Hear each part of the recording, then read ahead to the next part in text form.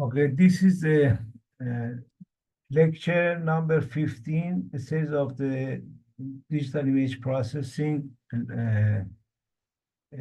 lecture number 15. And today I would like to talk about two or three subjects.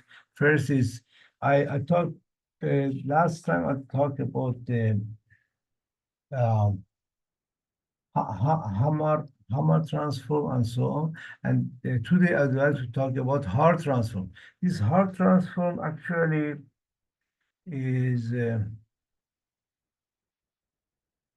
Haar transform in 1910. Haar is introducing this kind of information. This Haar is periodic and orthogonal complete. And the first I talk about the component of this Haar transform. The the the Haar transfer is based on the Haar function. This is Haar function. This Haar function. This Haar function defined hzk, which is z is between 0 and 1.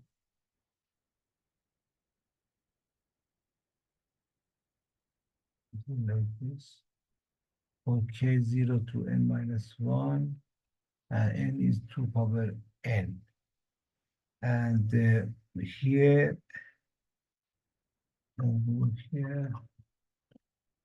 So hkz k defined as 2 to power p plus q minus 1. This p is n minus 1, small n, and q is 0 or 1, 0 or 1, and p is 0 and 1.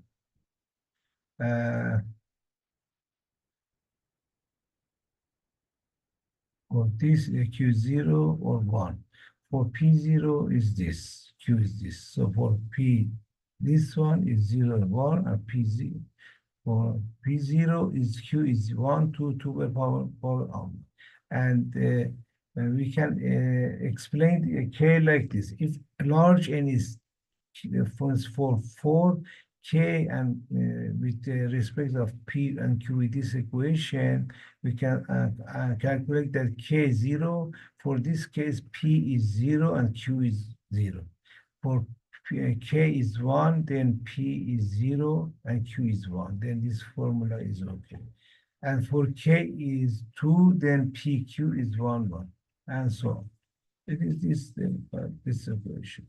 And so if you calculate this, then from hk0 become hpq, which is h00, and so on.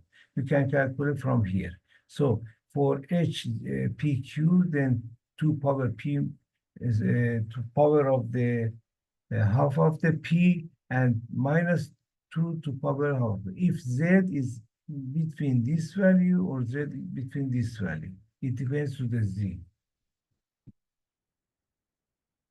And then let's see.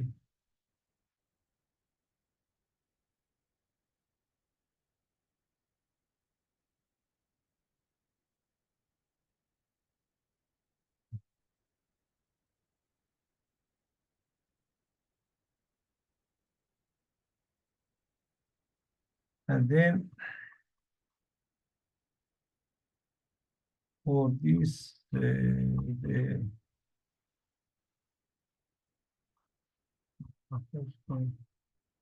then first I define the means component, and then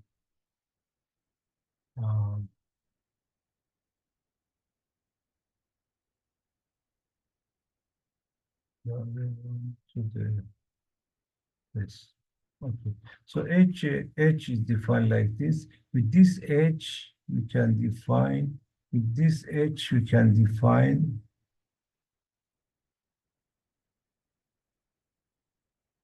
h2.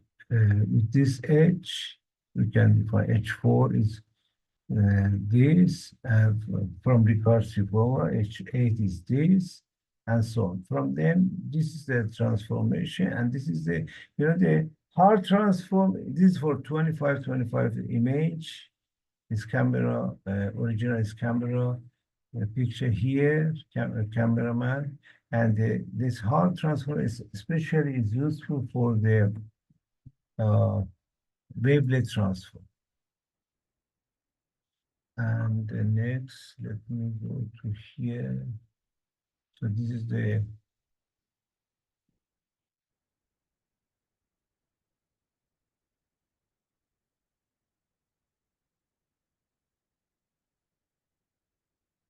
so this is the view, and then let's go continue like this for the first a two and then a four and so on.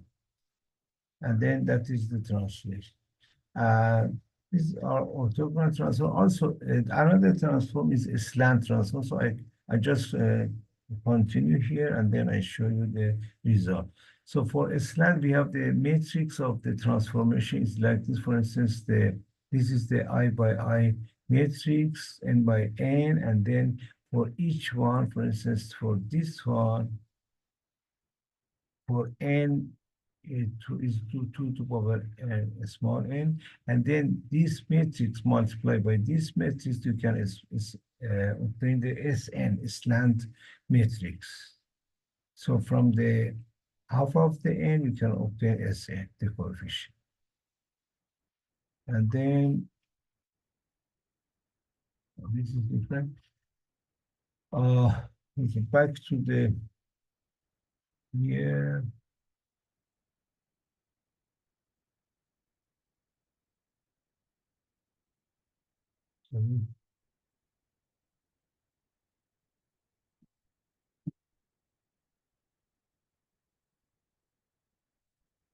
Okay, image of this here. This is slants, and then for a slant transform, this we should see here. So for a slant S2 is this is this is the coefficient an is defined by this and bm defined by this, and you can calculate the coefficient like this. From S2 you can obtain S4 and so on. And then just I show you here. Maybe back to this is the general form. Also, slant is orthogonal, and here is an example of. Let me show you. And this is cosine transform. I will tell you about cosine transform also. And this is the Haar transform result. You see, Haar transform is the basis of all the wavelet transform. Also, here it's better to talk about the discrete cosine transform, which is the orthogonal, most orthogonal transformation in this discrete cosine, two-dimensional or one-dimensional discrete transform, discrete cosine transform. This is one-dimensional. The coefficient is this, Cn is alpha n, and this is one-dimensional, and the reverse is this. Inverse is in this function, and then the coefficients.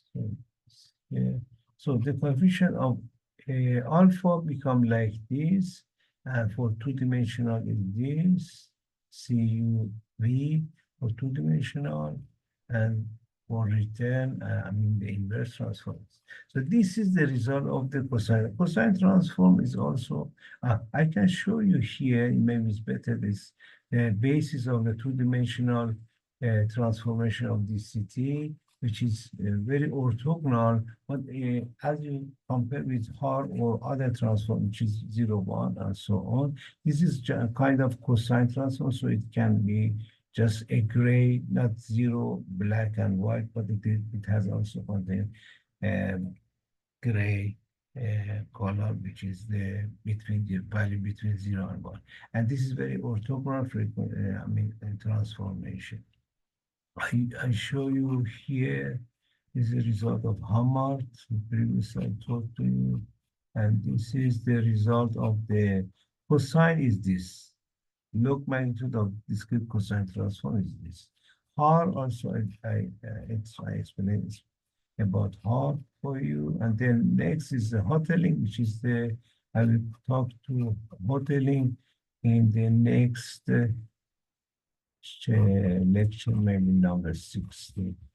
But for here, I start here, sure here. This is Haar Transform. And so I think here is okay. Let me show here. So yes, this is Haar, this is Haar, and slant is here. Slant is the coefficient. Slant is the coefficient. And then this is S1, S2. So it is a recursive formula for the slant. And S4, as I showed before, and Sn from Sn, half of the n. And then the A coefficient n and b is obtained, this A and B obtained from this equation. Slant transform is, for instance, S2. And property of Slant transform is real and orthogonal. Sn is S inverse is S transform. And then transpose. And then fast algorithm is obtained by this and very good for energy compression. Also, DCT is very good for image compression and energy compression. DCT is also very good. This one. This one is DC transformed with one-dimensional, as I said, and with energy coefficient, and so defined by this. And this for two-dimensional also. This is the transfer into two dimensions. So I think I should stop here and thank you very much for this lecture. Thank you.